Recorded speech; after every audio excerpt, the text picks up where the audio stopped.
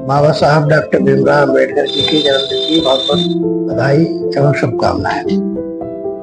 बाबा साहब डॉक्टर भीमराव अम्बेडकर एक बहुत ही कमजोर परिवार में जन्मे।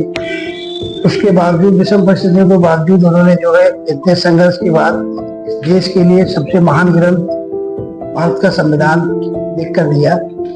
इसमें उन्होंने समस्त देशवासियों को, चाहे वो अमीर हो चाहे गरीब हो, चाहे पूंजीपति हो, सबको वोट डालने का अधिकार है। One vote one value. महिलाओं का भी विशेष ध्यान रखा था। पहले महिलाओं को पढ़ने की आजादी नहीं थी। इस समय हमारे संविधान में महिलाओं को पुरुषों के बराबर का हक दिया गया है। इसलिए बाबा साहब इस देश की एक अनमोल धरोहर है।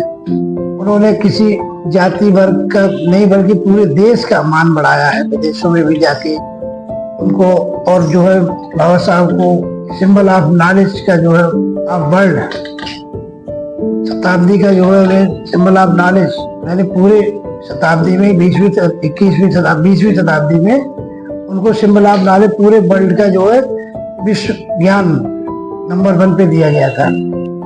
बाबा साहब ने अपने संविधान में का जो मुख्य उद्देश्य है वो समता, स्वतंत्रता, बंधुत्व और न्याय पर आधारित संविधान है, जो कि विश्व का सर्वश्रेष्ठ संविधान कहा जाता है। Symbol of knowledge of the world का खिताब मिला है। उन्हें भारत रत्न का भी पुरस्कार मिला है। बाबा साहब ने अपने संविधान में व्यक्तियों का ही नहीं बल्कि पशु पक्षियों का, पेड़ों का, पर्यावरण का भी विशेष ध्यान रखा है। भाखड़ा नागल बांध परियोजना बाबा साहब की प्रथम योजना थी। बाबा साहब एक बहुत बड़े अर्थशास्त्री थे, कई भाषाओं के ज्ञाता थे। इसलिए बाबा साहब की तुलना करना एक सूरज के समान, दीपक दिखाने के समान है।